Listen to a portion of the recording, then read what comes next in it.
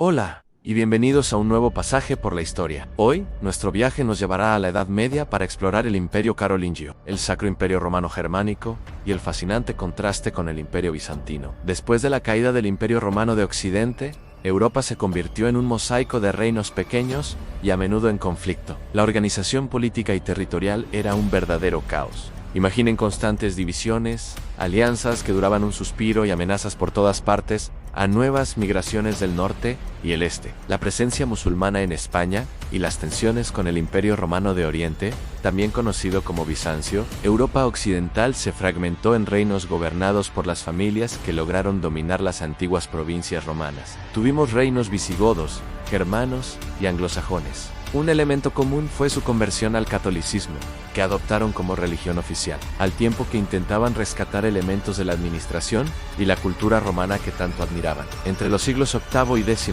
una nueva ola migratoria sacudió el continente. Pueblos como los lombardos y los normandos desde el norte, y los húngaros y eslavos desde el este, se movieron hacia lo que hoy son Alemania y la península itálica, añadiendo más piezas a este complejo rompecabezas. En el corazón de la antigua Galia, lo que hoy es Francia, varios grupos luchaban por el control. Finalmente, los francos se impusieron, llegando a gobernar no solo Francia, sino también Bélgica, los Países Bajos y parte de Alemania. Y aquí es donde entra en escena una figura legendaria, Carlomagno, rey de los francos, hijo de Pepino el Breve y miembro de la nueva dinastía carolingia. Carlomagno heredó el sueño de su padre, unificar los reinos dispersos de Europa. Al asumir el trono, no perdió tiempo. Lanzó campañas militares para conquistar el norte de Italia. Luchó contra los reinos visigodos en España, que ya estaba en gran parte bajo control musulmán, y expandió su poder por Europa central y del este, mediante una combinación de guerra y alianzas estratégicas. En muy poco tiempo, Carlomagno consolidó un poder inmenso sobre un territorio gigantesco. Su gran aliada fue la Iglesia Católica, y en particular, el Papa León III. Desde la caída de Roma, ningún rey se había atrevido a reclamar el título de emperador. Pero Carlomagno era diferente. En un acto que resonaría por toda la historia, en la Navidad del año 800, el Papa lo coronó emperador en Roma.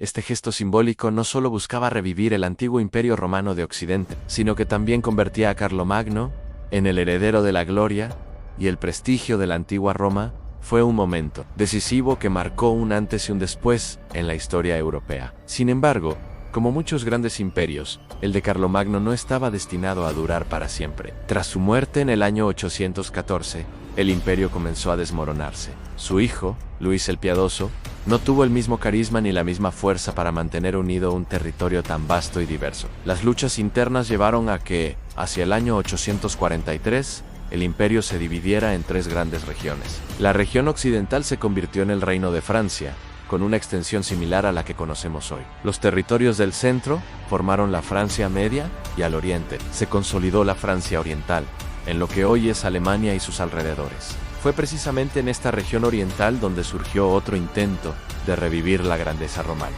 Hacia el año 962, un rey llamado Otón el Grande convenció al Papa de que lo reconociera como descendiente de Carlomagno. Su objetivo era claro: ser nombrado emperador y restablecer el imperio, y lo logró. Otón nombró a sus territorios Sacro Imperio Romano Germánico. Con este nombre, se proclamaba heredero tanto de la grandeza de Carlomagno como del mismísimo Imperio Romano. Su imperio era una unión de muchos reinos pequeños, todos bajo el poder del emperador, y su influencia se extendió por Europa central, oriental e incluso partes de Italia. Hacia el siglo X, el Sacro Imperio Romano Germánico dominaba el área territorial más grande de la región. A partir de entonces, a pesar de sus desafíos, el imperio gozó de una relativa estabilidad política, territorial y económica, lo que le permitió mantenerse unificado, de una forma u otra, hasta el siglo XIX. Estos procesos políticos y culturales que se desarrollaron durante la Edad Media son fundamentales, porque forman parte de la identidad y la conciencia histórica de muchos países europeos actuales. El sueño de Carlomagno no sobrevivió a su muerte, pero su legado fue recogido por el Sacro Imperio, que sí logró consolidar su poder y generar estabilidad en el corazón de Europa. Ahora, cambiemos de escenario y viajemos hacia el este, al Imperio Bizantino. Mientras Europa occidental estaba fragmentada y llena de problemas, la parte oriental del antiguo Imperio Romano vivía una época de esplendor. Este era el Imperio Romano de Oriente, o Bizancio, con su magnífica capital en Constantinopla. Esta ciudad, fundada por el emperador Constantino, fue un faro de civilización. Fue aquí donde el emperador Justiniano compiló el Corpus Juris Civilis, una monumental obra de derecho que sigue influyendo en nuestras leyes hoy en día. Bizancio se mantuvo en gran medida ajeno a la desintegración que sufría Occidente. Con el tiempo, se fue diferenciando cada vez más en idioma, hablando griego, en lugar de latín, o en religion, practicando una variante del cristianismo conocida como ortodoxa. La ubicación de Constantinopla era simplemente perfecta. Situada entre el mar Mediterráneo y el mar Negro, se convirtió en el epicentro del comercio mundial. Mercancías de lujo provenientes de Asia llegaban a sus mercados para ser vendidas en toda Europa, y a su vez, productos europeos viajaban hacia el este. Estas rutas comerciales generaron una riqueza inmensa, convirtiendo a Bizancio en una de las regiones más prósperas de la época y enriqueciendo su cultura con influencias de todas partes. El Imperio Bizantino controló un vasto territorio al oriente del Mediterráneo y, en general, disfrutó de estabilidad y largos períodos de paz. Aunque mantenía algunas costumbres e instituciones romanas, poco a poco desarrolló su propia identidad, con una marcada herencia griega. Originalmente, Bizancio era cristiano y aceptaba la autoridad del Papa de Roma. Sin embargo, las diferencias en la práctica religiosa y en la teología se fueron haciendo cada vez más grandes. La distancia entre Roma y Constantinopla no era solo geográfica, sino también cultural y espiritual. El punto de no retorno llegó con el llamado Gran Cisma de 1054 Han.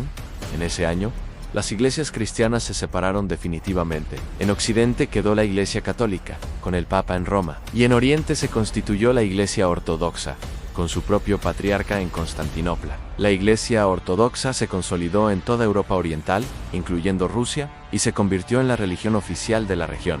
El contraste entre las dos Europas era brutal. Por un lado, la debilidad, la pobreza y la fragmentación de Occidente. Por el otro, la estabilidad, la riqueza y el auge comercial de Bizancio. Esta diferencia generó un cierto recelo de Occidente hacia Oriente. Cada vez eran más distintos, y resultaba difícil creer que alguna vez habían formado parte de un mismo imperio. Bizancio, con su poderío y sus rutas comerciales, no solo se enriqueció, sino que también extendió su influencia cultural mucho más allá de sus fronteras. Su unidad y poder se mantuvieron, con altibajos, hasta casi el final de la Edad Media. Como hemos visto, la Edad Media no fue simplemente un periodo oscuro, fue una época de una complejidad fascinante, donde se sentaron las bases de la Europa moderna.